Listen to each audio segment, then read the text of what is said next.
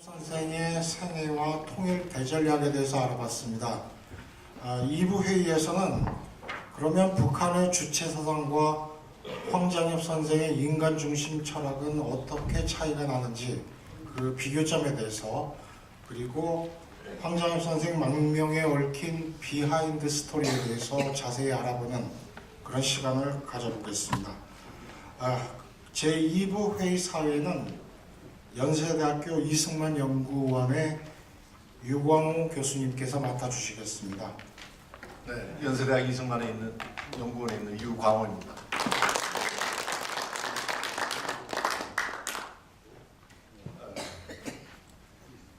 저도 황장엽 선생님하고 여러 세월을 공부하고 토론했습니다만,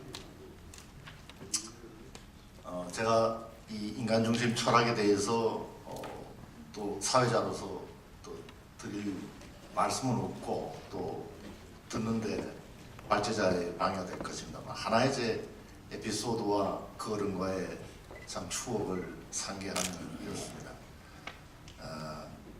제가 보기에는 그 어마어마한 우주론적인 스케일의 철학입니다, 황 선생님. 예. 그리고 요새 진보라는 말이 완전히 오염돼서 쓸데없는 용어가 됐습니다만은 원의로서의 지독한 진보주의 철학입니다. 예, 그래서 저는 선생님 뵐 때마다 종종 철학적 보수주의의 입장에서 한번 선생님에게 질문을 드려보면 그렇게 재밌어 하시고 즐거워하실 수가 없었어요. 그렇게 해서 주시는 그 토론에 있어서의 답이 우리들이 여러 가지 문제를 또 전략을 생각하는데 아주 더 도움이 되고 명료하게 해주는 그런 참 즐거운 추억들이 생각이 납니다. 그러면 2부에 발표하실 분들과 토론하신 선생님들을 소개를 드리겠습니다. 바로 제 왼쪽에 발표하실 유동열 자유민주연구원 원장입니다.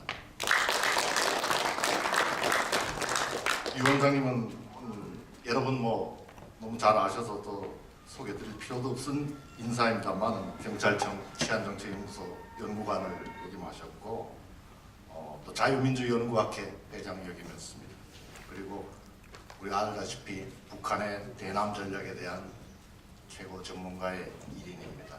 현재 공직을 나와서 연구원장으로서 국내외 활발한 활동을 전개하고 있습니다. 두 번째 발표하실 분은 김용삼 미래한국 편집장입니다.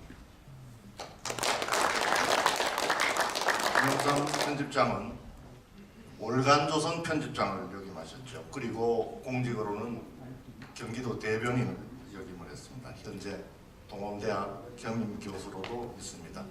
특히 근년에 이승만 대통령과 그 시대에 대한 역작 3권을 출간을 한 바 있습니다. 그리고 오늘 토론해 주실 송봉선 고려대 북한학과 겸임교수님을 소개해 드리겠습니다. 송 교수님은 일찍부터 거의 30년에 가까운 세월을 국가정보원에서 북한 문제를 다루셔서 결국은 국정원 북한조사실 단장을 역임하신 북한 문제 최고 전문가시고 원로십니다. 국정원 자문위원도 맡고 계시고요.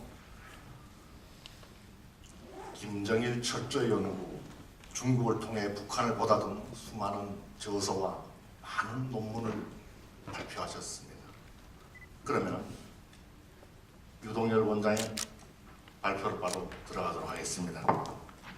예, 방금 소개받은 유동열입니다.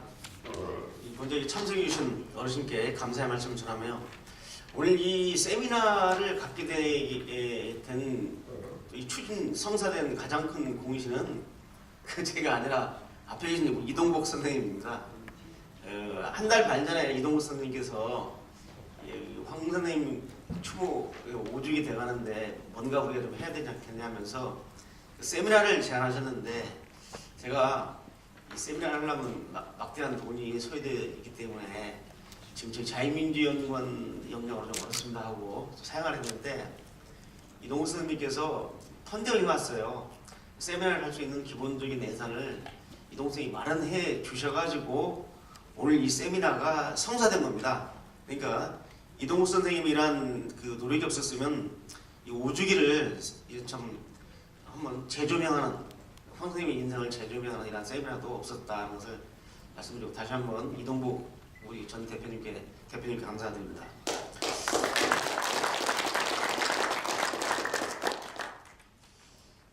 제가 이제 오늘 이 세미나를 주관을 하면서 추천을 하면서 이 세미나 세팅을 제가 다 했습니다. 섭외를 하고 오셨는데 그 황장일 선생님과 이러저러한 인연으로 이렇게 엮이신 분들을 다 보셨어요. 그래가지고 오늘 사회자도 그렇고 또 발표자 토론자들이 황장일 선생님과 전혀 무관하신 분은 한 분도 안 계십니다. 다 이리저리 그 연고를 가지시고 인연을 맺으신 분들인데 저 같은 경우는 어떠한 인연이었냐면 제가 이제 우리 경찰청 그 공안문제연구소에 그 재직할 때 1997년에 그 황장일 선생님이 망명을 하셨죠. 망명을 했는데 당시 안기부였죠. 국정원들이 안기부여서 일체 이제 황 선생님에 대한 개인 이제 전략 신문을 계속 하시면서 일체 대외 공개를 안 했습니다. 그 대외 공개 안 하는데 처음으로 5명의 그 민간 전문가를 초청했어요. 당시 안기부를 초청해서 안기부 그 본관 건물 안에 들어가서 아마 당시 안기부 관련 직원들 빼놓고는 저희들이 제일 먼저 만났을 겁니다.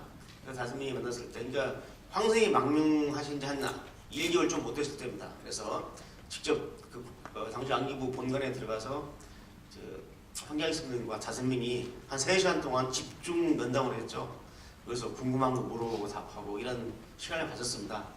그래서 개인적으로 제일 최초로 봤고, 두 번째는 이제 1998년에 제가 우리 저희 공안문제연구소에 비공개로 모셔가지고 저 연구소 연구위원들하고 비공개 간담회를 한번 제가 하는데 제가 직접 주관을 했습니다. 하고 그리고 이제 그 뒤에 보통 못 뵀는데 2000년도 6.15 정상회담을 앞두고 2000년 초부터 4월달 그 정상회담 기자사실이 발표된 이후에 황 선생님의 대외 활동을 일체 중지시켜버렸어요.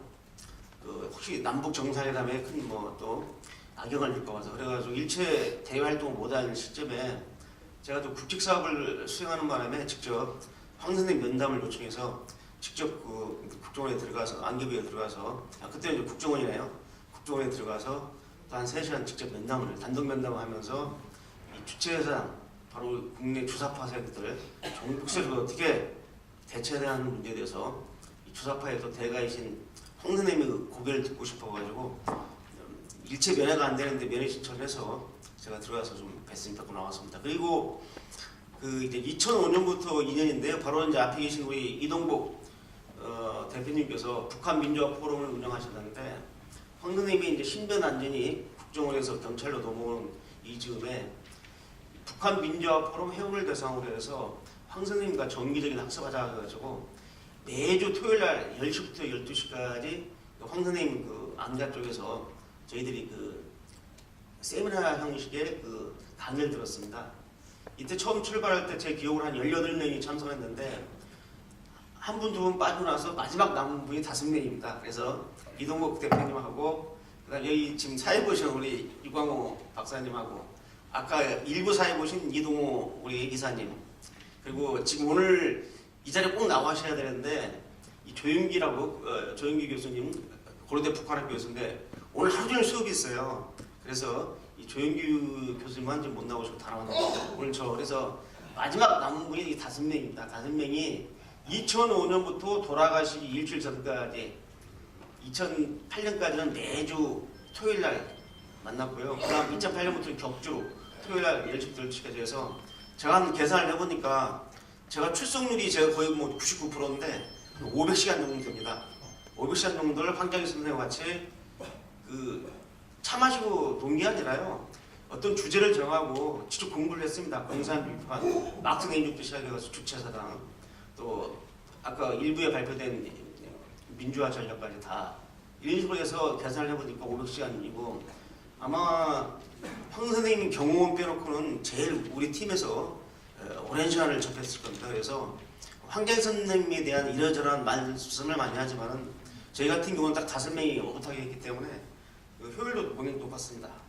자, 그런데 오늘 제가 이 주제를 정한 이유는 뭐냐면 오늘 제 주제가 주체사상하고 황장혁 선생님의 인간주의 철학의 비교입니다. 비교인데 여기 제 발제문에 상세히 비교를 해놨지만은 이렇게 비교를 할 수밖에 없는 사유는 뭐냐면 지금 황 선생님이 망명하신 지 해수로 18년이 됐고 돌아가신 지 5년 됐는데 아까도 일부에서도 말씀했었지만 이 황장혁 선생님에 대해서 사상 전에 대해서 지금까지 많은 의문을 갖고 있어요. 정말 저분이 전향한 것이냐? 그래서 그분들이 전향 안 했다는 논거를 보게 되면은 첫째는 아까 조갑 선생님이 말씀하신 것 같은데 김일성은 비판에 인색하고 김정일은 비판인데 김일성 비판이 인색하다는 데는 주장이 있는가 하면 두 번째는 자기가 주체사상 다 만들어 놓고 이쪽에 내려와서 딴소리 한다는 거. 또 그 사람이 사회주의 사상을 변하지 않았다. 또 이분이 이제 이 선생님께서 그 천리마 운동을 좀 높이 평가해요. 북한의 그 노력 동원 운동으로 그 천리마 운동을 평가하는 이런 문제, 이런 문제를 말하는데 최근에는 황장엽 선생님이 5.18 사태 때 직접 광주에 내려왔다. 광주다. 정말 이런 웃지 못할 지금 얘기가 나오고 있습니다. 그래서 황장엽 선생님이 그 정규 군인도 아니고 학자인데 직접 내려와서 광주 5.18을 주도했다고 하는 사진까지 비교를 하고 하는데 정말 이제 더 이상 이건 좀 안 되겠다 싶어가지고 좀 알려야겠다 싶어 나왔습니다. 그래서 오늘 제가 여기서 이게 너무 철학적인 문제이기 때문에 인간적인 철학과 주체사상을 평면적으로 비교하기가 매우 어렵지만은 제가 간략하게 좀 말씀을 드릴까 합니다. 제가 황 선생님한테 물어봤어요. 기존에 황 선생님이 망명하기 전까지 이 주체사상, 저희가 알고 있던 주체사상하고 주체사상의 창시 과정에 대해서 약간 그동안 우리 당국이 파가 그동안 다릅니다. 그래서 이제 황 선생님이 오셨기 때문에 황 선생님한테 여쭤봤죠. 자, 북한에서는 공식적으로 주체사상을 1930년대 카른회의라는 곳에서 처음 이제 조선혁명의 노선으로 밝혀졌다는데 이 카른회의라는 그 자체가 역사 조작입니다. 쉽게 말하면 북한 당국이 김일성의 항일 무장투쟁사를 완전히 날조를 했거든요. 자, 그럼 뭐냐면 김일성이는 1930년대는 중국 공산당의 일원으로서 중국 공산당 소속의 동북항일연구에서 중국 혁명을 위해서 항일 투쟁을 게릴라 투쟁을 한 건 사실입니다. 그리고 나서 이 부대가 동북항일군 제6부대가 이제 괴멸이 되니까 이 부대원들이 러시아 쪽으로 도망을 가거든요. 도망을 가는데 바로 이 소련 극동공사령부가 이 게릴라 부대가 역량이 아까우니까 이 주보중이라는 중국인을 통해서 다시 귀합을 해가지고 러시아 극동군사령부 88여단이라는 것을 정찰여단을 창설합니다. 그 정찰여단에는 중국인, 그다음에 우리 조선, 한국 주력을 두고 있었죠. 그래서 동북 항일 연구들이 모이는데 여기서 활동을 했는데 이때는 뭐냐면 소련 공산당으로서 소련 공산혁명을 위해서 항일 정찰 활동을 한 게 전부입니다. 그러다가 해방이 돼가지고 소련의 지시에 의해서 블라디보스톡에서 이 부가초포함을 타고 1945년 9월달에 원산으로 들어왔죠. 그래서 소련에 의해서 북한 지도자가 된 겁니다. 근데 이러한 그 역사가 팩트인데 이걸 어떻게 지금 북한은 역사를 조작하고 있냐면 김일성이가 1920년대 소위 이게 타도 제국주의 독립을 만들어서 반일 지하정을 만들고 그때가 12살 때입니다. 12살 때. 그리고 나서 바로 1940년대 공산주의 청년혁명과 반대 청년혁명 회의를 했다는 게 그게 바로 카른이거든요. 카른이라고 합니다. 여기서 이제 주체사상이 처음 시작됐다라고 거짓말하고 있는데 그래서 1940년대 김일성이가 만주 백두산에서 조선인민혁명군이라는 항일 무장투쟁부대를 만들어 놓고 지속적인 항일 무장투쟁을 통해서 1945년에 총진격작전을 벌여서 조선에서 일제를 몰아냈다라고 새빨간 거짓말을 하고 있고 바로 엊그제 10월 10일 날 조선노동당 창건 70주년이라고 하는 거짓말들을 하고 있어요. 이 조선노동당 창건 70주년이 아닙니다. 조선노동당은 1949년 6월 30일에 나왔거든요. 그러면 그 전이 6월 24일 날 되겠죠. 1945년 10월 10일은 박헌영이가 해방 직후에 조선공산당을 재건해서 서울에 있었고 조선공산당의 북한 지부를 결성한 게 1945년 10월 11일 조선공산당 북조선 분국이에요. 그런데 이것을 조선노동당으로 땡긴 이유는 뭐냐면 김일성이가 한반도에서 공산주의, 사회주의 운동의 시조고 모든 사회주의 운동을 자기가 다 했다고 하는데 1945년 10월 11일 조선공산당의 북조선 분국을 인정하게 되면 그때 김일성이는 책임의사도 아니었어요. 책임의사도 아니었고 바로 뭐였냐면은 집행위원이었습니다. 그러면 박헌영이가 서울 조선공산당의 본부는 서울에 있고 지부를 만들었는데 거기 대표도 아니고 이 역사적 사실 하나도 안 맞는 거니까 거짓말하는 겁니다.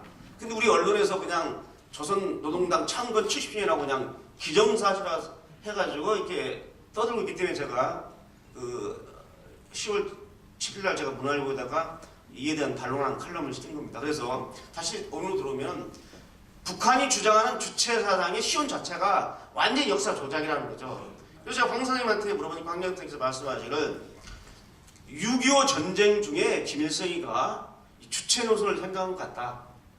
그래서 김일성이가 주체 노선을 생각하고 이제 소련하고 이 중국에 이런 데서 벗어난 자주노선을 겪어야겠다는 생각에서 그 발작이 나왔고 자기한테 직접 주체사상의 틀을 갖추라고 지시한 것은 바로 1960년대입니다. 60년. 그래서 김일성 지시를 받고 60년부터 소위 그 주체사상을 체계하는 작업에 들어가서 1972년에 그 정식화를 합니다. 체계화를 시키죠. 그때 이제 일본 마이니치 신문하고 한 회견에서 김일성이가 말한 내용.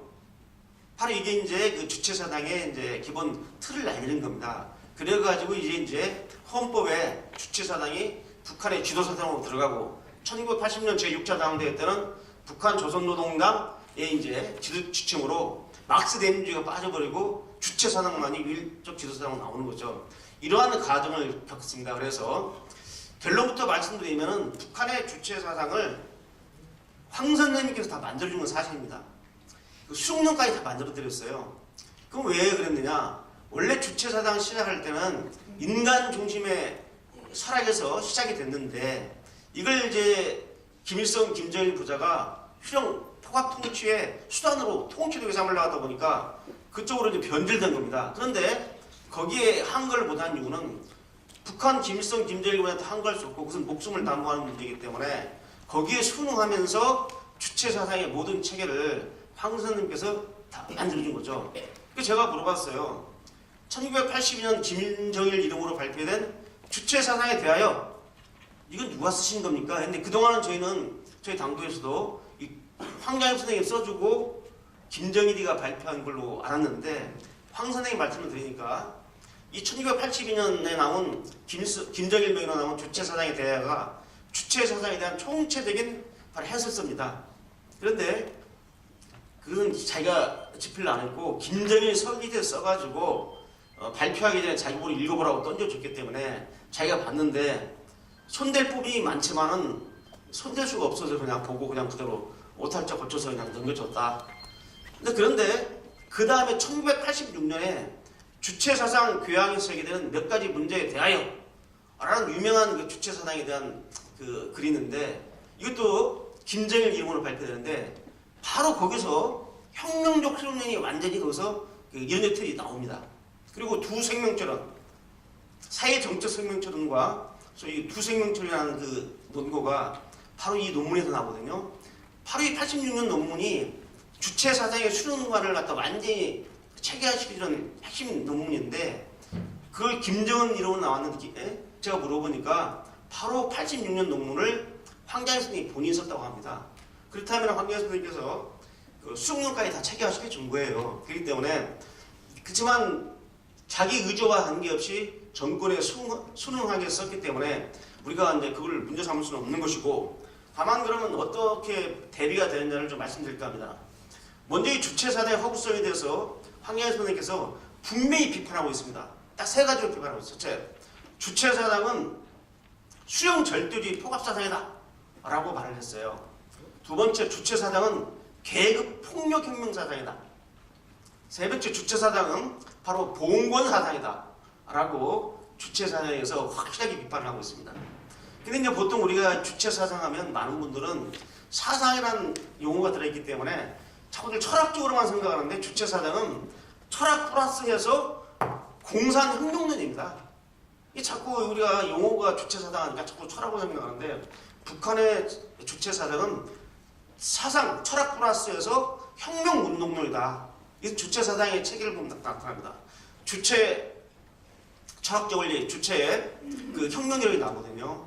주체 영도방법이 나오는데, 확실하게 세계 공산혁명이론이 나오기 때문에 조국 통일이론 다 나와서 이 혁명운동의 것을 알아두시고요. 그럼 제가 직접 이제 인간형 철학과 비교를 해드리겠습니다. 제가 발제문 40페이지를 보면은 이제 주체 사상하고 황 선생님의 인간형 철학을 이렇게 대비를 좀 해놨습니다. 근데 이걸 뭐 다 설명하기는 너무 시간이 어렵고, 간단히 말씀드리면은 주체 사상은 사람을 중심으로 한다고 해놓고 결국은 사람 중심, 인민대중 중심의 사상을 설치지만은 현재는 어떻게 되느냐? 북한의 인민대중은 북한 사회의 주인이 아니라 노예로 전락해버렸어요. 노예로, 이게 주체 사상에서 말하는 북한 사회의 주인은 인민대중이 북한 주민이 되어야 되는데, 북한 주민은 노예로 전락하고 바로 수령이란 이 김일성, 김정일, 김정은이 이런 이 집단이 바로 북한을 지배하는 거죠. 그러니까 수령 철권 통치를 정당화해주기 위한 통치 이데올로기로 완전히 전락을 한 거죠. 그렇기 때문에 말로 인간 중심, 뭐 사람 중심을 찾는데, 그 사람 중심, 인민대중 중심의 사상이 것은 다 허구입니다. 자, 그런데 여러분, 제가 하나 재미난 얘기를 알려드릴게요. 북한에서는 사람하고 인간을 구별합니다. 그러니까 북한에서는 황 선생님의 철학을 인간 중심주의라고 하면서, 인간 중심주의는 반동 부주의학의 사상이라고 철학사에서 비판하고 있어요. 자, 그러면 사람 중심주의하고 인간 중심주의가 뭐가 다릅니까? 거의 같은데, 북한에서 말하는 사람은, 이 북한 전문가들도 이걸 구별 못해요. 북한에서 사람은, 앞에 계신 어르신들은 북한에서 사람 취급 못 받습니다. 생물학적 인간 중에서 계급적 의식으로 자각된 인간만이 이게 사람이에요. 이게 인민대중입니다. 그러니까 인민대중이라는 용어는 계급적 의식이 포함되어 있어요. 그러니까 생물학적 인간 중에서 계급적 의식으로 자각된 인간만이 사람입니다. 그러니까 우리가, 유동열이가, 여기 이동복 선생님이 북한 가서 나 사람이다 하면 웃어버려요. 나는 인간은 되는데 사람이 북한에서는 사람 취급을 받습니다. 왜? 인민대중의 계급적 의식이고 자각된 사람이 아니잖아요. 그래서 사람 중심주의하고 인간 중심주의를 잘 구별을 안 되는 게 있는데 구별이 됩니다. 그래서 바로 황장익 선생님이 추구했던 게 인간 중심주의죠. 인본주의에 근간한. 그래서 북한에서는 말로는 사람 중심, 인민 대중 중심이라고 외치지만은 그것은 수령 절대 통치를 정당화하기 위한 수단으로 전략하는 것이고, 황 선생님의 인간 중심 철학은 바로 인본주의에서 출발하고 있다는 것이죠. 그러한 사상적 차이가 있습니다. 자, 황 선생님의 인간 중심 철학은 세계관이 있습니다. 세계관. 첫 번째가 세계관입니다. 두 번째가 인간관, 세 번째가 사회 역사관, 네 번째가 변증법과 변증법 방문론입니다. 전략 전술. 이게 인간 철학은 딱 네 가지 영역으로 구별됩니다. 그럼 첫째 이 인간 철학의 세계관은 뭐냐? 간단히 말씀드리면 세계에서 차지하는 인간의 위치, 지위를 갖다가 세계관과 인간관에서 딱 발표하고 있어요. 그래서 제가 자꾸 그 양반이라고 하는 버릇이 들었는데, 우리 황 선생님께서는 그 인간의 자기 보존성을 강조합니다. 인간은 스스로 자기를 갖다 보존하는 기본적인 속성에서 출발한다고 그걸 강조를 하고 있죠. 이게 이제 계속 나오는데, 제가 이게 이제 학술 발표대 같으면 상세하게 그 인간관, 세계관, 사회역사관, 또 변증법에 대한 말씀을 올려야 되는데, 여기 지금 이런 말 할 계획가 안 되기 때문에 아주 간략하게 그냥 재미난 얘기를 해드리겠습니다. 그래서 거기 40페이지에서 나오는 이 내용을 비교해 주면 되는데, 비교의 관점은 뭐냐면 북한은 계급 중심적으로 혁명의 수단으로서 이러한 이론적 체계를 주체사에 보여주지만은, 우리 황장익 선생님의 인간주의 철학은 뭐냐면 계급 중심적이고 혁명 지향적이 아니라 인간 사회의 발전, 인간 개인의 무한한 발전과 개척을 위해서 하는 관점이기 때문에 기본적인 출발점이 다릅니다. 출발점이 다르다 이렇게 보시면 되겠네요. 그래서 그러한 내용들을 제가 나왔어요. 특히 수룡론에 대해서 아까 말씀드렸지만 철저하게 비판하고 있습니다. 수룡론은 개인 무상화 사상이다 라고 비판을 하고 있죠. 그 다음에 집단주의도 비판하고 있습니다. 북한에서 말하는 집단주의는 하나는 전체를 위해, 전체는 하나를 위하여 하는 이 집단주의의 이 구호를 우리가 연상하게 되는데, 북한의 집단주의는 계급 지향적인 집단주의고, 우리 황 선생님이 말하는 집단주의는 그 계급 지향적이 아니다. 이분의 집단주의는 뭐냐면 개인과 집단의 조화를, 통일과 조화를 중시합니다. 그래서 이 북한의 계급주의적 집단주의와는 개념 자체가 접근이 다르다는 것을 좀 말씀을 드립니다. 그 다음에 이 종교관에 대해서도 분명히 밝히고 있어요. 이 북한에서는 이 종교를 아편으로 주장하고 반동 부자주 잡사상으로 북한 철학설적인 규정을 하고 있는데, 황 선생님은 분명하게 이 종교의 문제에 대해서 종교를 인정하고 있습니다. 종교를 인정하고 있다는 것을 분명히 밝히고 있고요. 그래서 양쪽의 그 대비 내용을 좀 봐주시기 바랍니다. 자, 그럼 이제 결론으로 가겠습니다. 황 선생님하고 이 얘기를 해보면 저희들이 이제 학습에 들어가기 전에 커피 한잔 하면서 저희가 일주일에 한 번씩 만나니까 일주일 동안에 북한에 있었던 큰 사건이 터지면은 그거에 대해서 제가 묻습니다. 황 선생님한테 궁금하니까. 이제 북한 권력 그 상부층에 대해서는 잘 아시는데 일반 그 북한 주민들의 이 밑바닥 생활은 정확히 잘 모르시죠. 근데 아는데 황 선생님이 참 재미난 얘기를 해요. 천안함 폭침 사건이 터져가지고 제가 이거 황 선생님 어떻게 생각하셨더니 두말할 거 없이 이거 김정일 짓이다 라고 하면서, 천안함 폭침 사건은 만약에 누가 자행했냐를 본다면 딱 두 부류다. 하나는 뭐냐면 김정일이 하지 않았으면 귀신이 한 것이다. 그런데 귀신은 존재하지 않으니까 김정일이 한 것이다 라고 그렇게 말씀하시면서 아웅산 폭파 사건 때 이해를 해주더라고요. 자, 무슨 말이냐, 아웅산 폭파 사건이 딱 터져가지고 노동당 귀속회의를 하는데 어떻게 할 것이냐 이게. 왜냐하면 아웅산 폭파를 했던 북한 정찰 국원들이 버마 당국에 체포가 됐거든요. 그러니까 오리발도 못 내밀고 어떻게 해야 되니까, 그래서 이제 비서국회의를 해서 김일성한테 가기 전에 의견을 통일했답니다. 어떻게 통일했냐면 우리 그 북한 공화국 내부에 좌경 맹동주의자가 벌인 짓이라고 공개 사과를 하고 넘어가자, 그렇게 건의하자고 그래서 이제 김일성한테 가가지고 황장의 비서 등 여러 비서들이 가서 그렇게 하자고 했는데, 그러니까 이제 김일성도 고개를 까딱까딱 했는데 갑자기 김정일이가 딱 뛰어들어서 끝까지 오리발 내밀어야 됩니다. 이걸 인정하면 우리 공화국이 안 된다.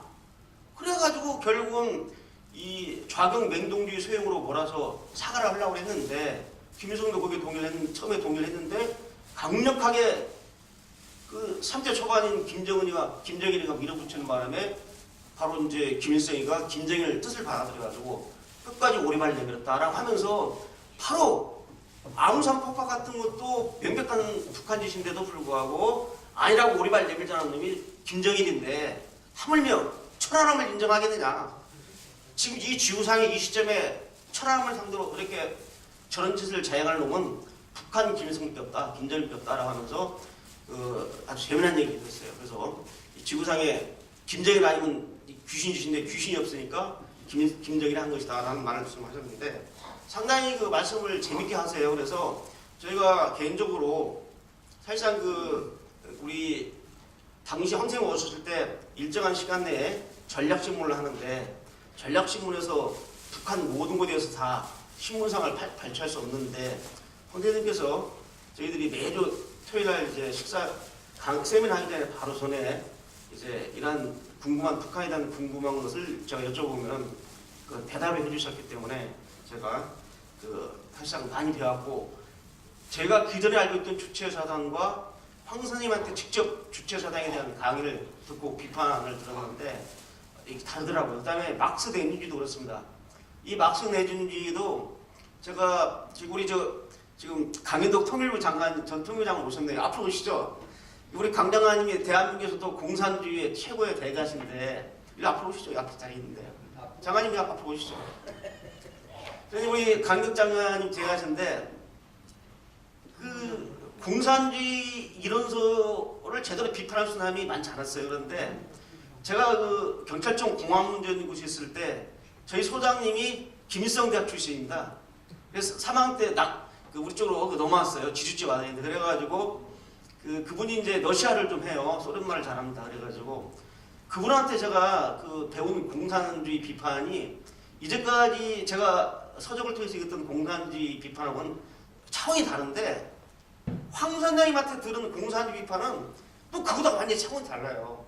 이분은 모스크바에서 정식으로 공산주의, 소련 과학 아카데미에서 공산주의를 연구하신 분이기 때문에 정말 핵심 공산주의론을 알기 때문에 공산주의를 그만큼 잘 알아야지 비판하는 거 아닙니까?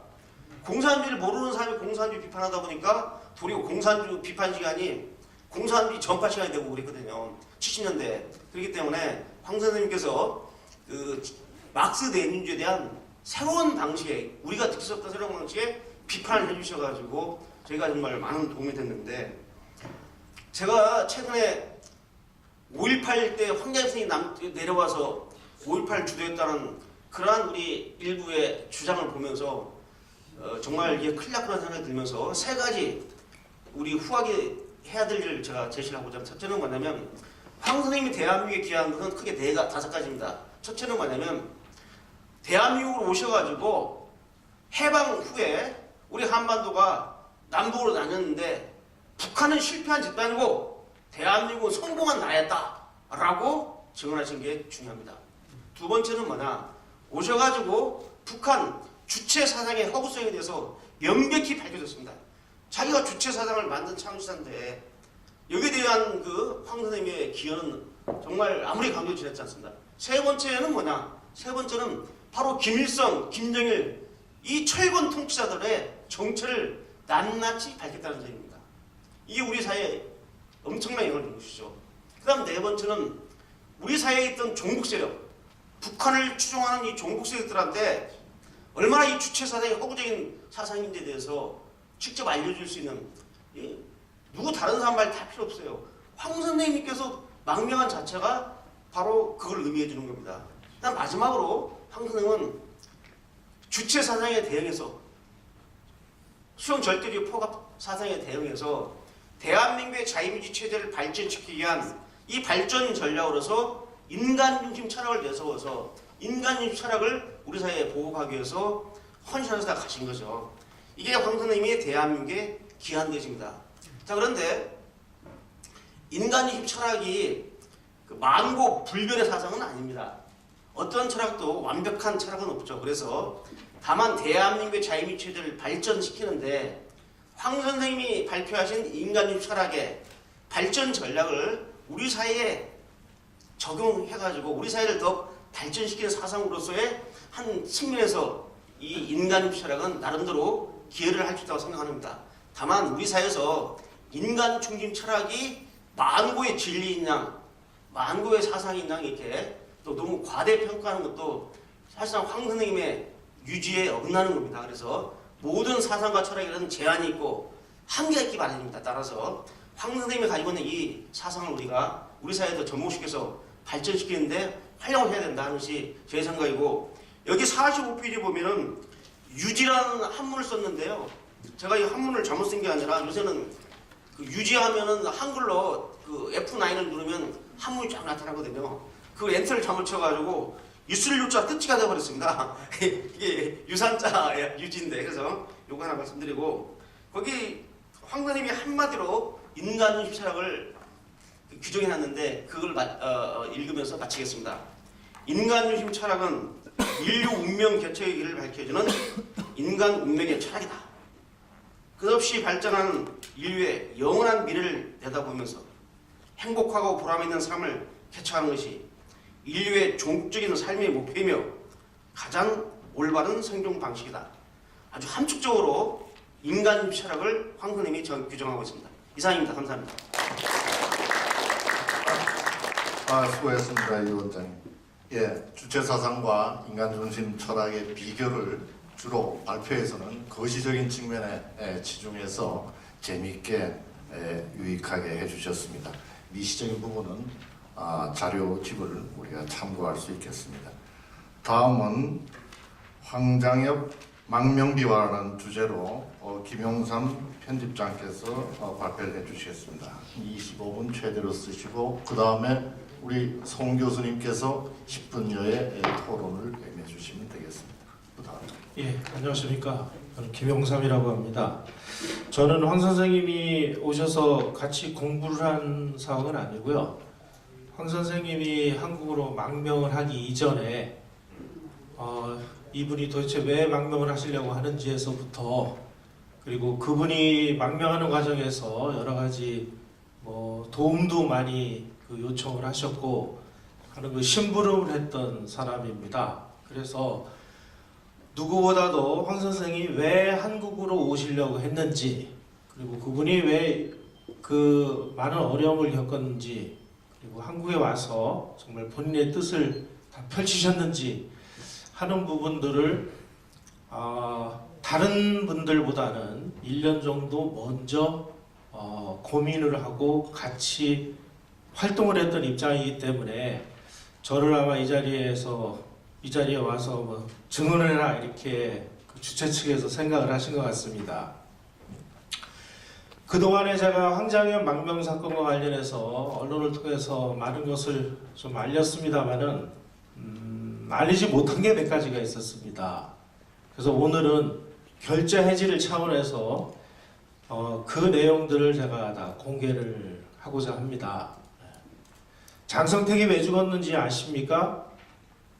장성택과 황장엽 선생이 아주 깊은 연계를 맺고 있었습니다.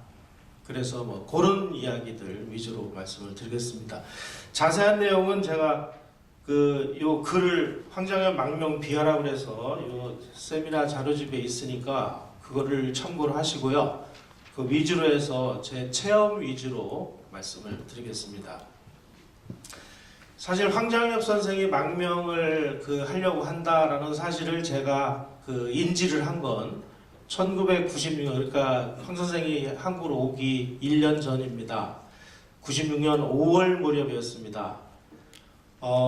누가 그 메시지를 주었냐면은 북한 민주화 촉진협의회라는 것을 만들어서 활동을 했던 이연길 씨라는 분입니다. 이분이 6.25 때 켈로 부대, 그러니까 미 국동군이 운영을 하던 첩보부대, 켈로 부대라는 부대에서 대북 첩보 활동을 하시던 분인데요. 사실은 이연길 선생 지금 돌아가셨습니다만은 저희 아버지하고 또 연계가 있었습니다. 저희 아버지가 원래 북한에서 1946년 말에 월남을 하셨는데요. 월남을 해서 보니까 북한 사회나 남한 사회나 다 시뻘겋더래요. 그래서 아버지가 도저히 참을 수 없다 그래서 서북 청년단 활동을 하셨습니다. 서북 청년단 활동을 하시다가 6.25가 나기 얼마 전에 미군이 운영하는 첩보부대들이 있었습니다. 저 종로구 수송동 부근에 과거에 연합뉴스가 했던 그 자리 부근에 6006부대, 6004부대 이런 첩보부대를 운영하고 있었습니다. 아버지도 거기서 문관으로 근무를 하셨고, 그때 6006 부대의 산하에 저 황해도 초도에 파견 나가 있던 고트 부대라는 부대의 부대장이 사실은 이연길 씨였습니다. 그래서 아버지하고도 좀 안면이 있는 관계였고, 그래서 제가 사회 나가서 조선일보 기자를 할 때 만나서 이연길 선생이 6.25 때 대북 첩보 공작을 한 내용들을 기사로 써서 월간조선에다가 소개를 했습니다. 그리고 나서 한 달쯤 이후에 이연길 선생이 저를 부르시더니 북한과 관련돼서 일을 해야 되겠는데 아무리 생각을 해봐도 우리가 지금 전쟁을 해서 통일을 할 수는 없는 거 아니냐. 그러니 나 죽기 전에 우리가 통일운동을 좀 하는데 방법이 한 가지가 있다. 그래서 뭡니까? 그랬더니 김정일이를 암살하는 거다. 이런 얘기를 하셔요. 그래서 아 그거 가능하겠습니까? 아무것도 없는데. 야 이놈아 뜻이라도 세우고 사나이들이 뭐 일이라도 해봐야지 뭐. 야 뭐 아무리 어려운 일이라고 해서 다 포기하고 그러면 말 거냐. 공작적 차원의 통일 방안을 해야 되는데 요즘 통일운동은 왜 이렇게 나 같은 늙은이들만 하느냐. 그러니 너도 참여를 해라. 그래서 제가 그때 30대 팔팔한 나이니까 물불을 안 가리고 예 하겠습니다 이렇게 해서 만드는 단체가 북한 민주화 촉진협의회라는 단체였습니다. 북한을 언제 민주화를 시키겠습니까? 그냥 놔두면 민주화가 되나요? 그래서 가운데다가 촉진자를 집어넣어서 민주화를 촉진시키자. 촉진시키려면 어떻게 되느냐? 그 몸통인 김정일을 제거하자. 그야말로 정말 뜬구름 잡기 같은 그런 그 생각을 가지고 그야말로 뭐 그냥 뭐 해보자 하는 뭐 의지만 가지고 시작을 했는데요. 그게 94년이었습니다. 그 저한테 뭐 제가 그 당시에 이제 조선일보에 그 근무하고 있을 때인데 그때 마침 중국하고 북한의 탈북자 문제, 벌목공 문제가 막 시작되려고 하는 그 시점이었습니다. 그래서 제가 그 탈북자 벌목공을 취재하기 위해서 중국 동북 삼성 지역 그리고 북한하고 중국 국경 지역 그 다음에 러시아 연해주 지역 뭐 블라디보스토크에서부터 우수리스크 하바로포스크 뭐 옴스크 치타 이런 데를 그때 이제 돌아다니기 시작했는데요. 지금이야 거기 뭐 누가 뭐라고 합니까? 근데 그 당시 1993년, 94년, 95년 이 무렵에는 거기는 정말 아비규환에 법이 없는 곳이었습니다. 뭐 언제 뭐 마피아나 이런 친구들이 와서 총으로 무슨 일을 벌일지 모르는 이런 상황이었습니다. 돌아다니면서 정말 눈앞에서 벌목공들 잡혀가는 모습들도 봤고요. 그래서 그 동네 나가 있는 그 현지 선교사들하고 해서 한국으로 이분들을 빼돌리는 요즘에는 그런 걸 보고 뭐 기획탈북이라고 얘기를 하는데 기획탈북의 그 원조가 저였습니다. 그래가지고 제가 벌목공 한 15명 한국으로 데리고 왔고요. 탈북자들도 많이 한국으로 데리고 왔습니다. 그런 활동을 하는 와중에 1995년 무렵에 이현길 회장이 아는 사람의 소개로 김덕봉 씨를 접촉을 하게 됐고 저한테도 얘기를 안 하고 김덕봉 씨를 한 1년을 접촉을 진행을 했습니다. 그러다가 1996년 5월 무렵에 이현길 회장이 김덕봉 씨를 통해서 황장유비를 접촉하고 있다는 사실을 제가 알게 됐고 그때서부터 이현길 회장하고 저하고 도대체 이분들을 어떻게 하는 게 좋으냐 하는 모든 과정을 상의를 하고 협의를 하고 그리고 그분들이 뭐 필요로 하는 물품이라든지 뭐 이런 것들을 이제 구해서 드리고 하는 그런 역할을 했습니다. 그런데 지금 뭐 주체사상 문제 저 유동열 박사께서도 말씀하셨는데 사실은 그 황 선생이 망명을 하려고 했던 거 아니고 사실은 처음에는 김정일을 제거하자 하는데 의견을 이치를 봐서 이제 활동을 하기로 했는데 뭔 문제가 발생을 했냐면은 1996년 그 2월 달에 황장엽 선생이 모스크바에서 열린 그 주체사상 세미나에서 김정일의 정면으로 그 거슬르는 발언을 했습니다. 이게 이제 알려져가지고 한 2달 정도 잠잠하게 지내다가 1996년 5월 날짜가 5월 10일 날 북한 노동신문에 황장엽 선생을 격렬하게 비난하는 장문의 사설이 실렸습니다. 내용은 사회주의 야심가 음모가들이 지도부 내에 있는 수정주의자들이 겉으로는 수령을 받드는 척하면서 수령을 헐뜯고 사회주의를 말아먹고 있다. 이렇게 비판을 하고 나섰습니다. 그리고 나서 불과 2달 후에 1996년 7월입니다. 1996년 7월에 북한의 그 노동당 이론지라고 할 수 있는 근로자라는 잡지에 김정일 명의로 황장엽 선생의 주체사상, 주체철학 이런 것들을 정면으로 비난하는 장문의 논문이 실렸습니다. 그것도 김정일의 이름으로. 주체 철학은 독창적인 혁명 철학인데 최근 우리의 일부 사회과학자들이 주체 철학을 해석하는 데 있어서 우리 당의 사상과 어긋나는 그릇된 견해를 주장하고 있으며 그런 견해가 대외에도 유포되고 있다는 문제가 제기되었다. 이렇게 주장을 하는 논문이 1996년 7월에 실렸습니다. 바로 이 무렵에 북경이나 심양에서 이현길 씨가 김덕홍 씨를 통해서 황장엽 선생하고 김정일을 제거하자라는 데 견해를 일치를 해서 그러면 어떻게 죽일 것이냐 이 문제를 논의를 했습니다. 황 선생이 이현기 씨를 통해서 제안한 것은 내 아들이 있다. 황경모다. 황경모가 김일성 대학을 졸업을 하고 지금은 인민군 외화벌이 부대 소속으로 외화를 벌고 있는데 얘는 인민군 출신이고 그리고 인민군 친구들이 김정일의 호위 부대로 있는 호위총국의 장교들로 근무를 하고 있다. 그래서 내 아들을 역사의 재단에 바치겠다. 그래서 황경모를 통해서 이를 거사를 진행을 하기로 그렇게 했습니다. 그래서 여러 가지 준비를 하는 과정에 황경모가 그 외화벌이 그 부대에 있었기 때문에 이 친구를 합법적으로 중국에 나오게 해서 우리하고 커뮤니케이션 통로를 만들기 위해서 심양에 그 싸구려 호텔이 하나 매물로 나온 게 있었습니다.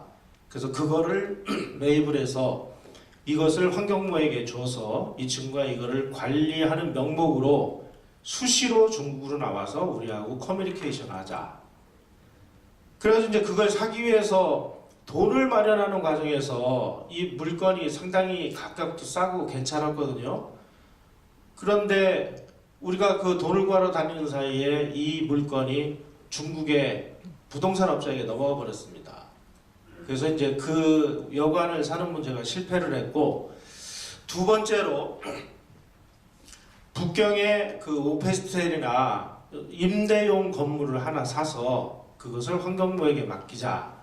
그래서 그 당시에 좀 아주 괜찮은 매물이 나와서 그거는 가격이 좀 비쌌습니다. 50만 불을 달라고 해서 근데 돈이 없었어요. 그래서 이제 이현길 씨가 돈을 마련하기 위해서 백방으로 돌아다니고 이런 일이 있었는데 그 무렵에 이제 우리 쪽에서 일들이 잘 안 되고 그러니까 황경모가 그 내부에서 자기랑 같이 뜻을 같이 하는 사람들이 박물관에 있는 국보급 문화재를 반출을 해서 이것을 팔아서 자금을 만들기 위한 그런 일을 하다가 북한의 반탐기관에 발각이 됐습니다. 그래서 그 장성택의 도움을 받아서 간신히 이제 그 황경모가 거기에 직접적으로 개입되어 있다는 그런 증거들을 없애버리는 바람에 황경모는 큰일을 안 당했습니다만은 그런 일로 인해서 황경모가 상당히 주목을 받는 상황이 돼버렸습니다.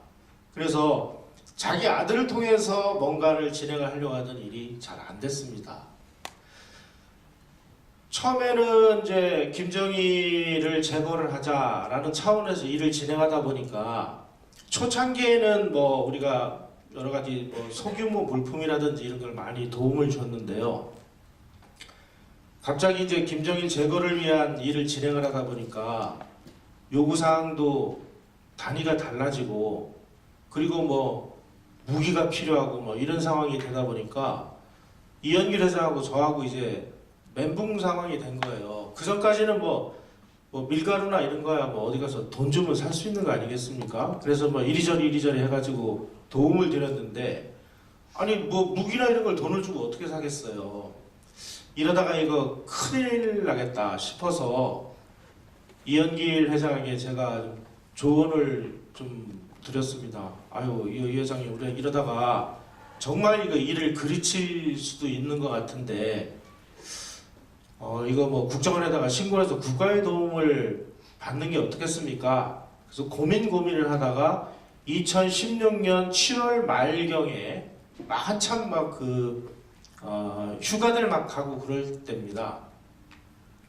이현길 선생이 국정원에다가 신고를 했습니다.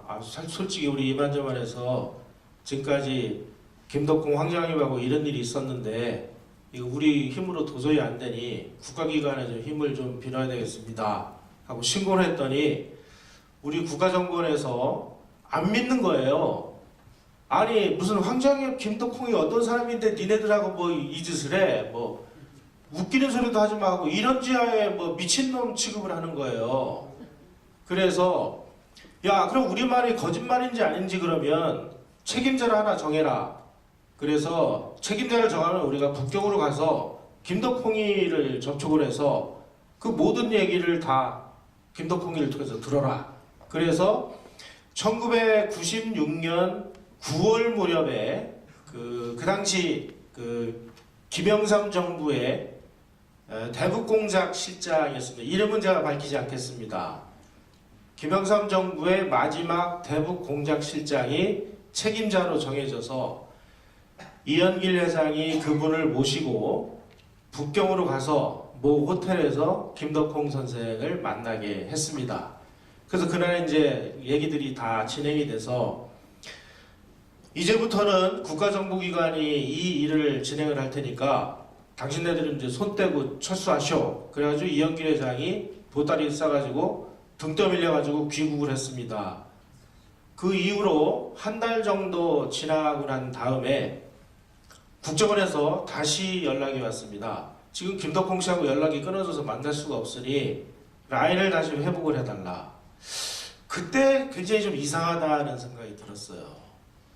그 전까지만 해도 어떻게든지 황 선생과 김덕홍 씨, 그 다음에 이현길 씨는 수단 방법을 가리지 말고 황경무라는 아들을 통해서라도 어떻게든지 그 김정일을 암살을 해서 하여간 북한 민주화를 촉진시키자 이랬는데 뭐 일이 막 꼬이고 막 이래서 김덕홍 씨가 막 만나주지도 않고 뭐 이런 상황이 돼버리니까 다시 이제 이현길 씨가 가서 김덕홍 씨를 만나서 설득을 했습니다. 그랬더니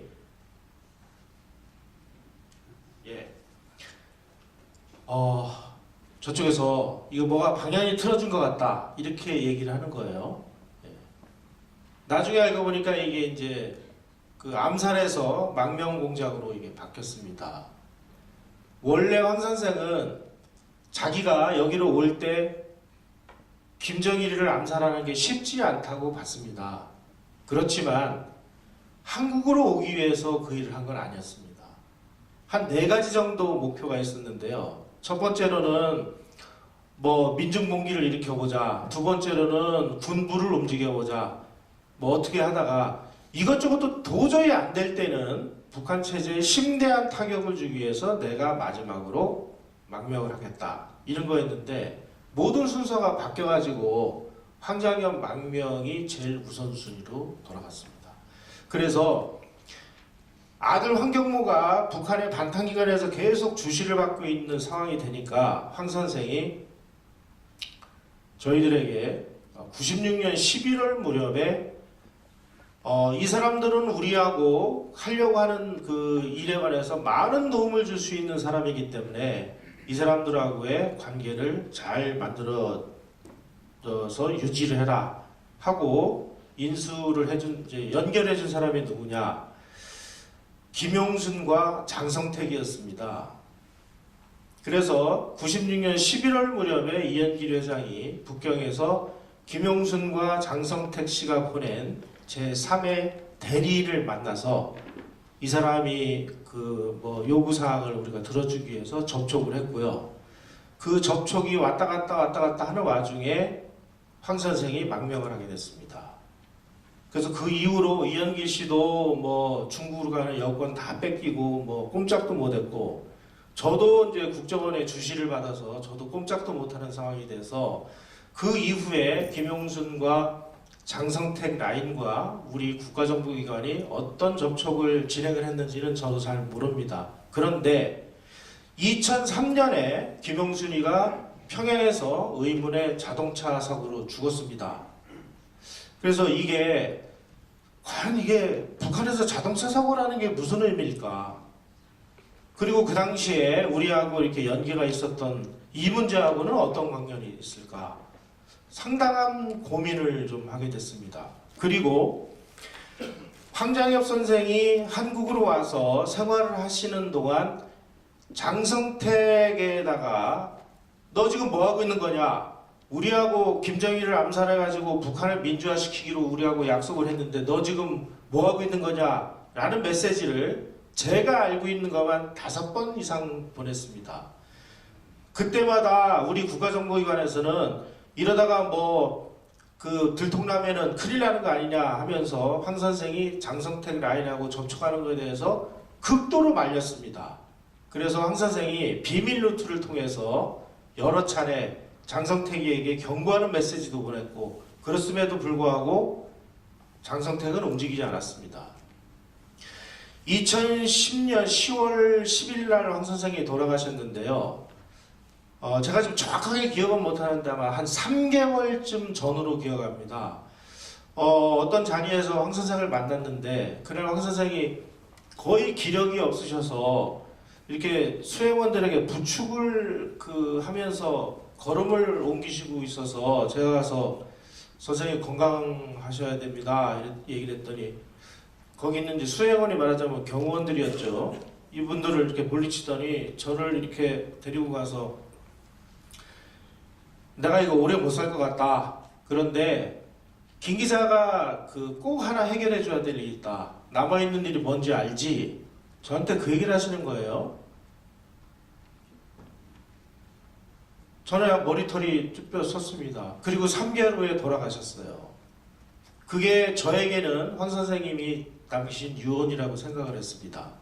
그 무렵에 제가 이제 공무원을 하고 있었기 때문에 뭐 무슨 활동을 할 수 있는 상황이 안 돼서 고민을 하고 있던 차에 2013년 1월 달에 제가 공무원을 그만두고 모 기관에 감사로 나가게 됐습니다. 감사는 신분은 공무원이 아닙니다. 아무리 생각을 해도 황 선생님이 저 장성택 저놈을 이용을 해서 북한을 한번 더 흔들어라 하는 뜻인 것 같아서 고민을 하다가 2013년 4월 초에 월간조선 기자들을 만나서 그동안에 황 선생이 마지막으로 우리에게 연결해준 김용순과 그 당시에는 장성택이 살아있었기 때문에 제가 장성택의 이름은 공개를 못했습니다. 주요 인사 한 명을 한국에다가 소개시켜줬고 그 사람들하고 접촉이 있었다라는 것을 아주 의도적으로 월간조선에다가 흘렸습니다. 월간조선은 북한 정보기관에서도 8부를 북경지사를 통해서 구독을 합니다. 그 책이 4월 18일 날 발매가 됐는데 아마 북한 정보기관에는 4월 25일에서 30일 사이에 그 책이 들어갔을 겁니다. 5월 하순에 김정일의 특사로 장성택이가 북한으로 가게 돼 있었는데 갑자기 최용해로 특사가 바뀌었습니다. 그리고 아주 의도적으로 최용해 특사가 평양을 떠나는 장면을 생중계를 했어요. 그때서부터 뭐가 좀 이상하다 싶었는데 아니나 다를까 그해 12월에 장성택이를 처형을 했습니다.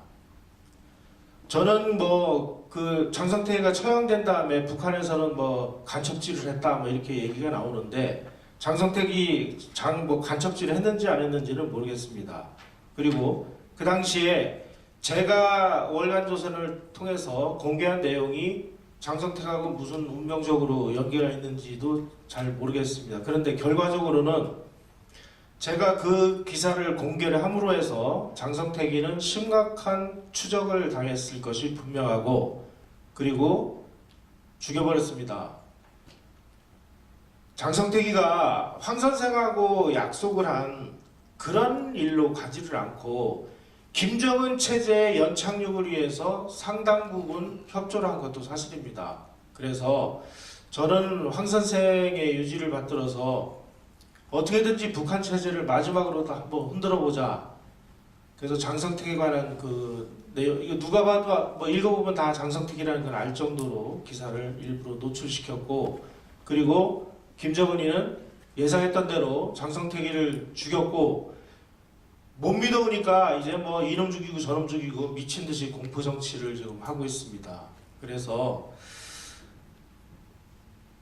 장성택은 황 선생하고 뭐 무슨 얘기를 어디까지 했는지는 저는 잘 모르겠습니다만은 분명히 황 선생님의 말씀에 의하면 김용순과 장성택은 우리하고 같은 뜻을 가지고 그 일을 할 수 있는데 도와줄 수 있는 사람이다.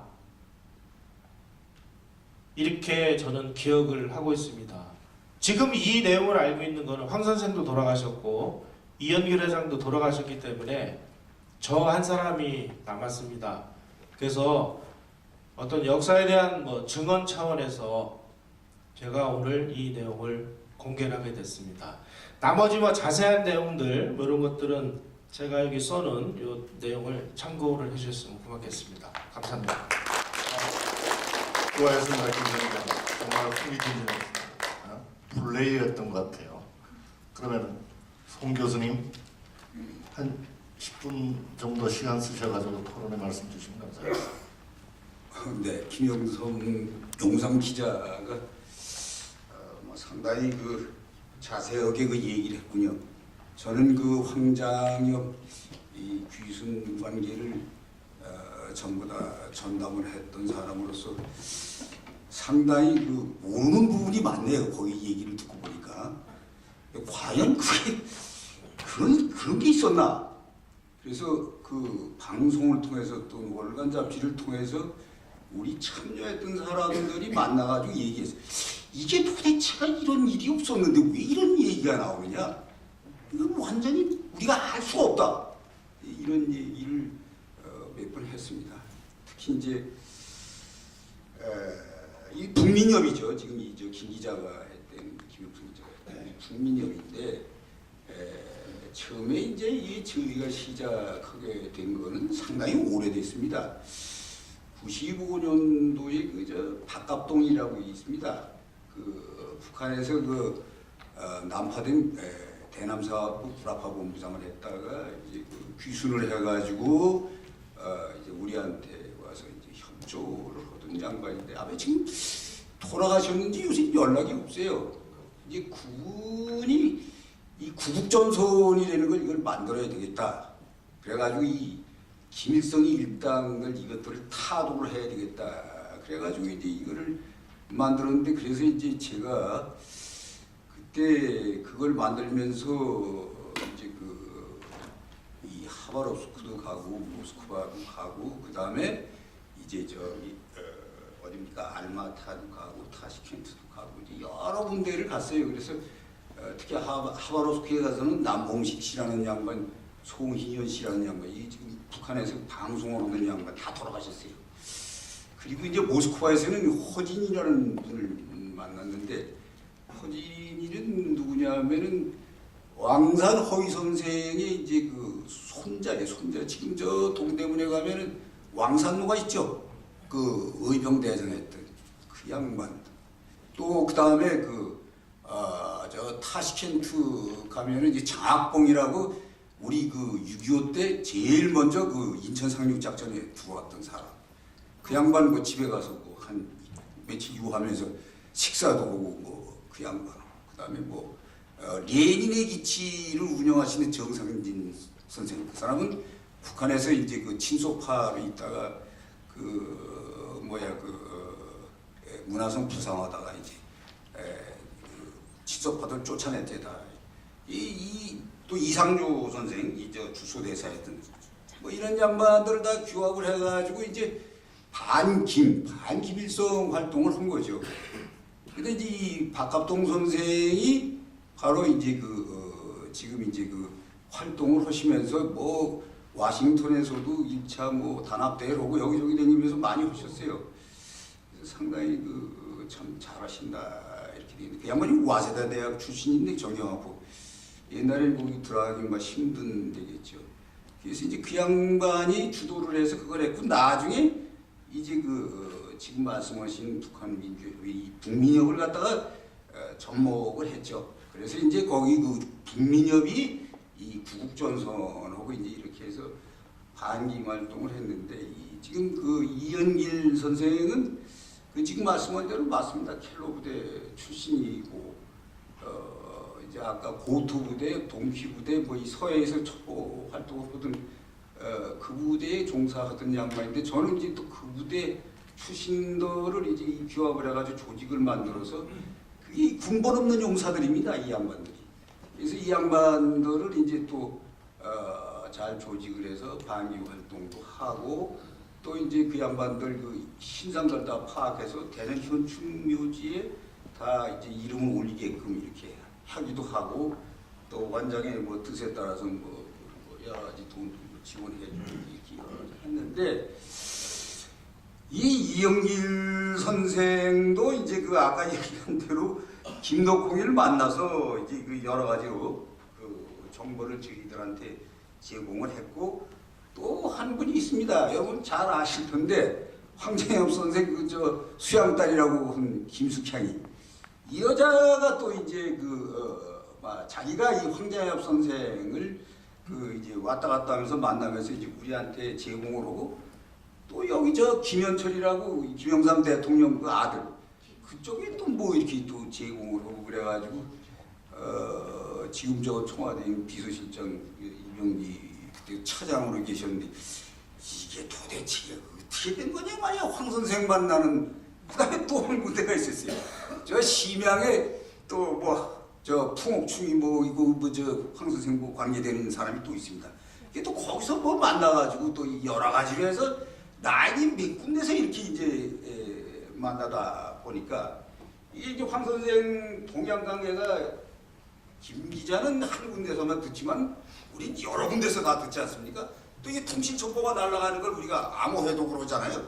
이것도 이제 다 듣고 그래서 여러 가지 이 첩보가 상당히 많이 들어오는데 그 뭐 너무 이제 장황하게 제가 얘기하기 싫습니다만은 그 바로 이제 망명하신다고 그럴 때 이제 여기 뒤에 보니까 이 완기부가 이 뭐 2개월을 앞당겨서 이제 이거를 그 결행하게끔 이렇게 했다고 그러는데 바로 그거는 그런 그 여러 가지 첩보가 들어오는 게 상당히 황 선생이 위험한 지경에 이르렀습니다.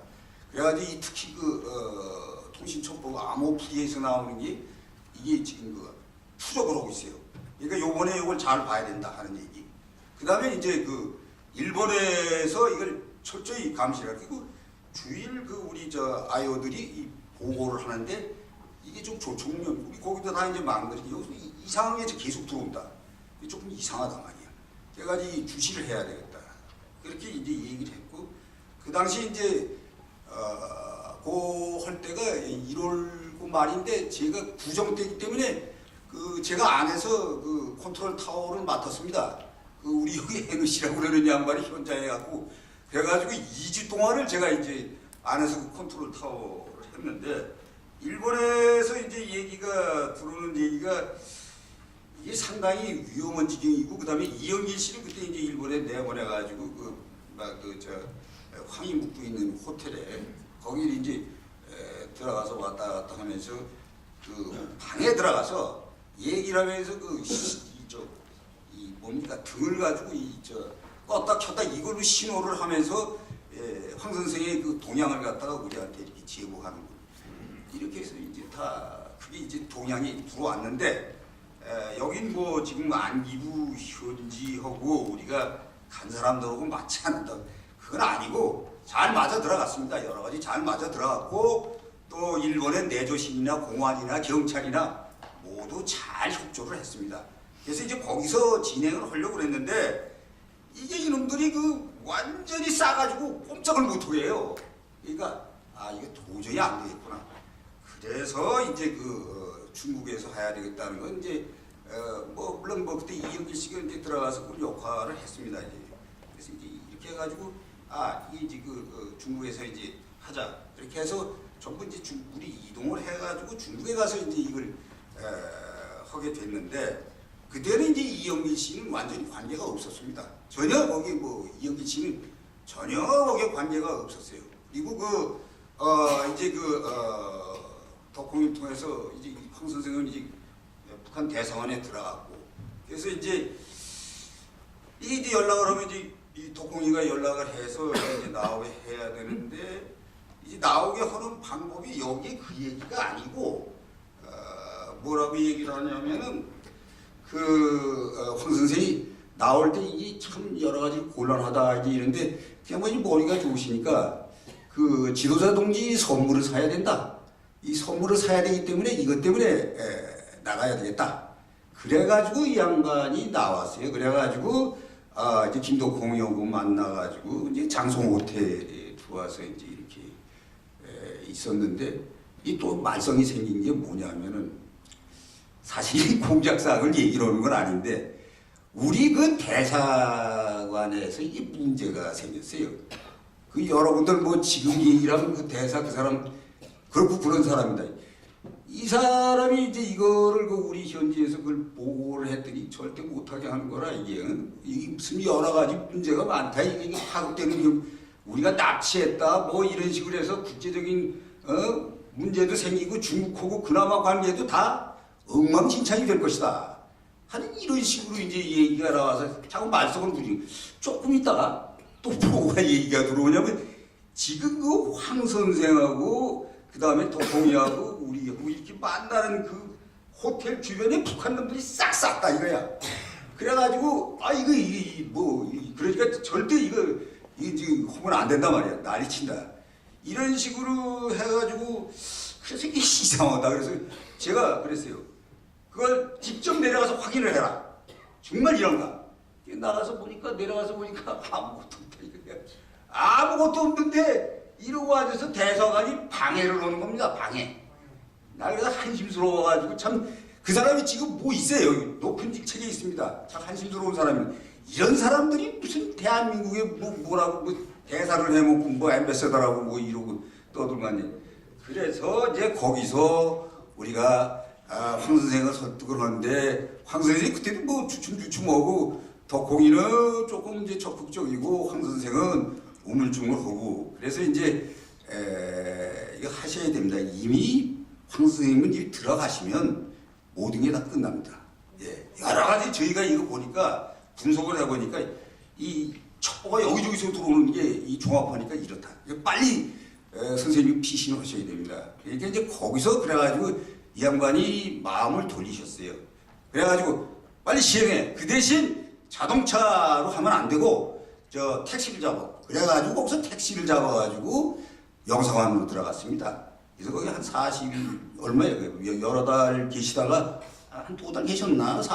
그렇게 계셔가지고 이제 중국 측에서 그때 뭐 당가선이니 뭐니 이거는 도저히 우리가 너희들한테 협조했다 그러면 앞으로 북한하고 문제가 많다. 그래서 다른 나라로 우선 가는 걸로 이렇게 하자. 그래서 필리핀으로 가는 걸로 이렇게 결정을 해가지고 그 양반이 원포인트 거쳐서 필리핀으로 가서 우리나라로 이제 들어오셨어요. 근데 사실 저는 막 그걸 전부 다 했고 또 황 선생님이 들어오셔가지고 또 안에서 이제 여러 가지 그 참 우리 수사국에서 몇 달 동안 이제 있었는데 뭐 솔직히 얘기해서 그 당시에 이제 제일 중요한 건 황 선생이 특히 김대중 손하고 무슨 연결된 게 뭐이 없나 이런 거를 좀 이제 집요하게 우리가 그 확인을 했는데 그 황 선생이 그 허담이 대남 비서할 때 그때 황 선생이 그 앉아가지고 이제 김일성이한테 보고를 하는데 허담이 보고를 하는데 뒤에서 앉아서 들으니까 이제 그 김대중 얘기를 하더라 이 말이야. 거기서도 먹고 거기서도 먹었단 말이지. 이런 얘기를 그냥 조총련에서 먹고 또 북한에서도 먹고 뭐 이런 식의 얘기더라 이게. 그래서 이런 얘기를 하는 걸 들은 걸 이제 우리한테 이 양반이 이 얘기를 하더니만 그다음에 또 조금 있더니 덕홍이를 불러요. 덕홍이 불러요. 좀 나가 있으라고. 그랬더니 또 뭐 한참 뭐 이렇게 의논을 하시더니 다시 저를 불러요. 그 얘기하고 아무것도 아니야. 그러니까 이 양반은 괜히 그런 얘기를 해서 정치 바탕에 또 자기 얘기가 흘러나가서 뭐 문제가 될까봐 이 양반이 그런 우려해서 이제 그런 얘기를 하셨는데 사실상 뭐 여기 뭐 여러 가지 뭐 바깥에 뭐 여러 전혀 하지 못했습니다. 안에서 폐쇄적으로 이 신변 보호 때문에 이제 수사국에서 완전히 처음에는 국군 정보사령부에다 거기다가 이제 안가를 따로 지어가지고 지었죠. 그래서 그렇게 하려고 그러다가 그거를 이제 아무래도 위험하다 그래서 수사국에서 그걸 뒤에서 이제 그걸 해서 보호를 하고 그 다음에 신문에 많이 나왔더니 엄미선이 뭐 딕테이터 받아 쓰는 거 이거를 시키고 그랬죠. 그래가지고 했습니다마는 황 선생의 망명은 그 뒤로 또 이렇게 이 김숙향이 같은 경우는 자기가 그냥 오자마자 이걸 갖다가 뭐 자기가 다 hen양해가지고 자기 호족 자기가 황 선생의 호족을 만들어가지고 거기다 입적해서 수양딸이라고. 그리고 이 여자가 뭐 어떤 여자냐면은 저 강서 쪽에 콘크리트에 흔 건물 부셔가지고 건축자재 이런 거를 갖다가 이제 해서 재활용하는 뭐 이런 거 하던 여자인데 정치를 그렇게 많이 알아요. 이것저것 뭐 이 사람 저 사람 많이 아는데 좌우간 자기가 역할을 했다 하는 거를 과시해가지고 그래서 이제 결국은 그 여자가 수양딸로 해서 입적을 해가지고 이제 저기 뭐 이쪽에 공부방이 이쪽 우리가 태рем로에서 나중에 학동으로 이사를 했습니다만 또 저 여의도에서 또 공부방을 만들어서 거기도 하고 그래가지고 자기의 뭔가를 갖다가 과시하려고 이런 게 있었습니다.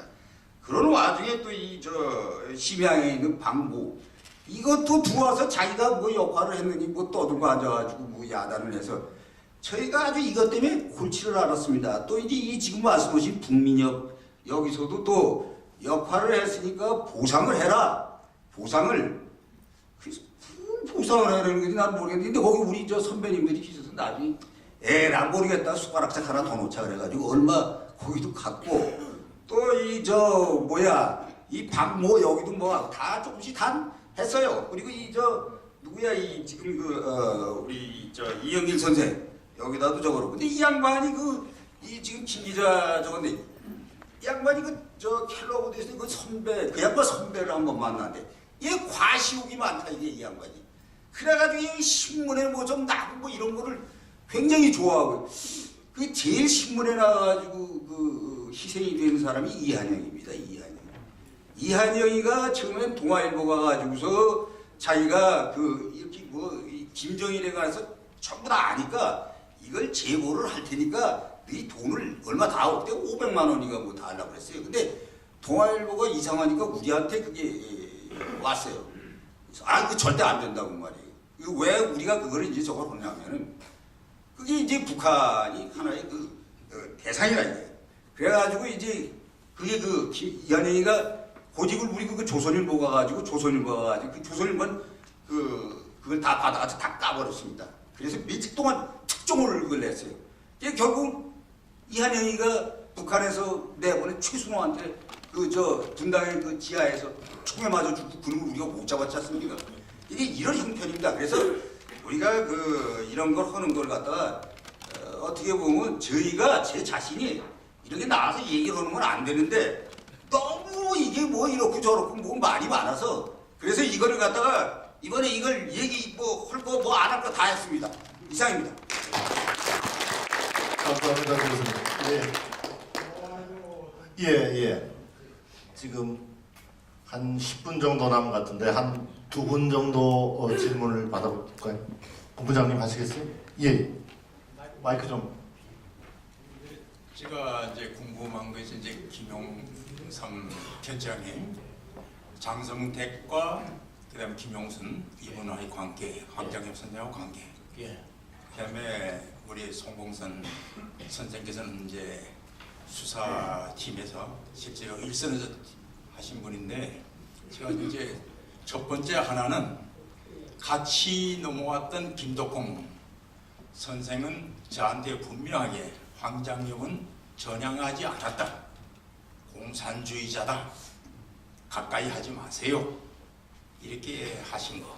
그 다음에 두 번째 질문은 2002년 정확하게 10월 22일 유엔데이가 24일 아닙니까? 그때 지만원 박사가 강주지검으로 이제 압송되는 날입니다. 하필이면 그 시점에서 이제 미 정보 당국에 있는 친구가 저한테 김덕홍 선생을 일단 한번 좀 만나게 해주라 이런 그 요청이 왔고, 두 번째는 저보고 일본으로 피신해라. 왜냐하면 지만은 압송된 다음에 다음번에는 당신 차례니까 피신하라는 그런 얘기인데 제가 일축을 했어요. 오늘 질문하고자 하는 요지는 그런 관계에 있는데 어떻게 내가 그 김덕홍 선생한테 그랬어요. 같이 사선을 넘어왔는데 황정엽 선생이 잘 이렇게 받들고 뜻이 좀 안 맞더라도 이렇게 협조하세요. 같이 그 하십시오. 이렇게 하니까 전향을 전향 안 했다. 그 이유는 뭐냐? 미국으로 망명을 같이 하자는데 노한다는 거예요. 전향을 하기 때문에 노한다는 첫째 이유가 그렇고, 그 다음에 두 번째 질문은 뭔가 하면은 미국에서 인공위성으로 통해 가지고 북한 당국자하고 황장엽 선생하고 대화를 했는데 그 대화 내용이 뭔지 그걸 좀 이렇게 황장엽 선생이나 김덕홍 선생을 만나가지고 이렇게 확인해 줄 수 없느냐.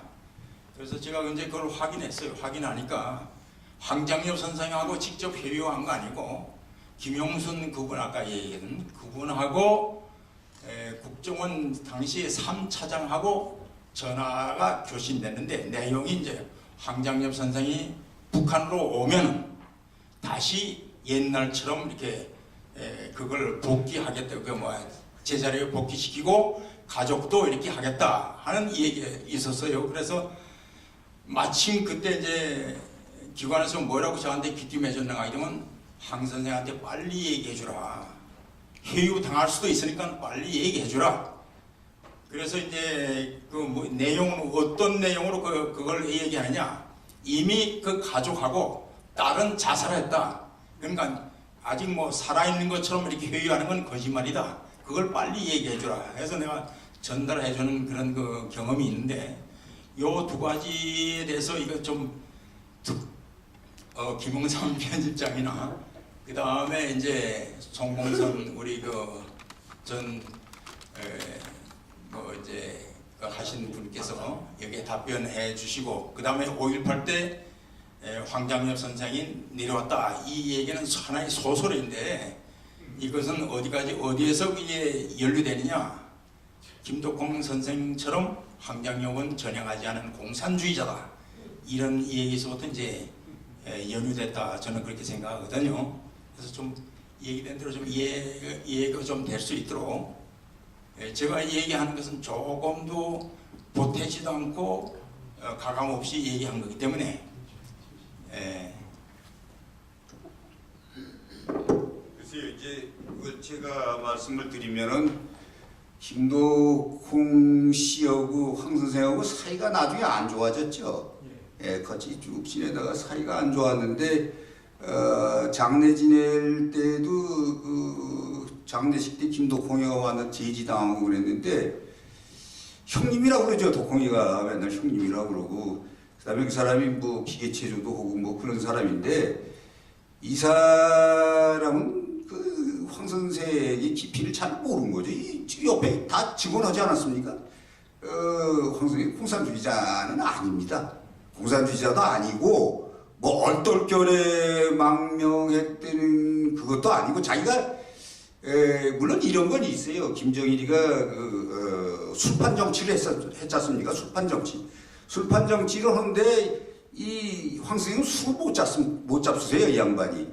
그래서 이제 그 김정일이가 술판 정치를 할 때 그 일화도 있잖아요. 왜 술 따라주면서 이렇게 해서 자기가 이건 내가 죽는다고 생각하고 먹다 보니까 맹물이더라 이게. 이런 얘기가 나오시는데, 근데 이제 그때 술판 정치를 하니까 이 양반이 거기 끼지도 못하고 소외도 당한 건 사실이죠. 그런데다 이제 아까 얘기했던 그 모스크바 그 사건, 또 그 다음에 이제 지금 계속 이 외화벌이를 하면서 이제 그 사실은 그 외화벌이에 그거를 많이 해야만이 북한 당국으로부터 신임을 받는데 그거는 사실 우리가 이렇게 저렇게 해서 꽤 많이 해드렸습니다. 나중에 역사가 지나면 덕홍이가 다 알 겁니다. 근데 김덕홍이는 그거는 사람이 의리를 배반한 사람이라고 볼 수 있죠. 그렇게 보면 안 되죠. 자기가 그 황 선생님 정말 그 자기가 존경을 하고 막 저 머리는 우리가 두고두고 써먹어야 된다고 그런 소리를 하고 나서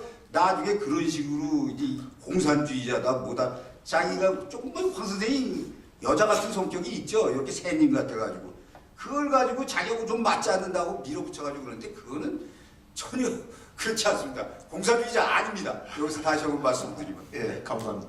김영삼 선생님 간단하게 코멘트. 예, 황 선생하고 광주 문제와 관련해서는 꼭 한 가지 말씀을 드려야 될 게 있을 것 같습니다.